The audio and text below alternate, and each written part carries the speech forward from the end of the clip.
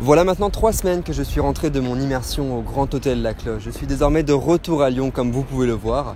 J'ai choisi de prendre un peu de recul vis-à-vis de ce que j'avais vécu pendant cette immersion afin de vous fournir un petit rapport d'étonnement. Lorsque je suis arrivé au Grand Hôtel La Cloche, j'avais à cœur de découvrir les différents procédés mis en œuvre afin d'offrir des performances de haute qualité dignes d'un 5 étoiles.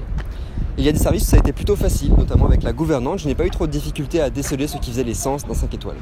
En revanche, il y a des services où ça a été un petit peu plus compliqué, notamment au petit déjeuner ou encore au restaurant, et je vais vous expliquer pourquoi.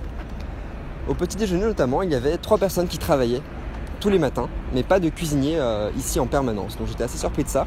Moi, lorsque je suis arrivé à la cloche, j'étais persuadé qu'il y avait une équipe en cuisine qui s'occupait à répondre aux demandes des clients dans l'immédiat. En réalité, ce n'était pas le cas. Il y avait 3 personnes qui s'occupaient à la fois du service, de l'approvisionnement du buffet et puis également donc, de la réalisation des commandes. C'était assez surprenant.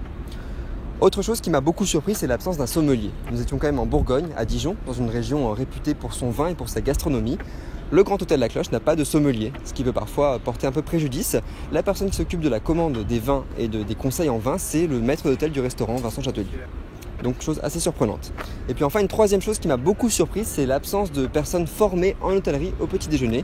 Il y a bien évidemment la maître d'hôtel qui a de l'expérience en hôtellerie, mais les 2 personnes qui sont en renfort ne sont pas des personnes qui sont formées en hôtellerie. Ce sont souvent des étudiants qui viennent en renfort au petit déjeuner, mais elles n'ont pas de formation hôtelière, ce qui peut aussi parfois leur porter un peu défaut. Et donc j'ai voulu savoir pourquoi ça se passait comme ça au Grand Hôtel La Cloche et j'ai eu mes réponses. En fait, le Grand Hôtel La Cloche, c'est un hôtel 5 étoiles comme vous l'avez compris maintenant, mais le restaurant qui le compose n'est pas un restaurant étoilé et il y a une vraie volonté de la part du directeur, M. Munoz, de ne pas faire de ce restaurant un restaurant haut de gamme. C'est un restaurant qui se veut de qualité, accessible, mais pas étoilé. Donc c'est pour ça que ça se passe ainsi au Grand Hôtel La Cloche.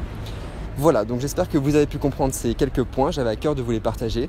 C'est la fin de cette émission, merci d'avoir été avec nous et puis j'espère vous retrouver très prochainement pour un prochain numéro.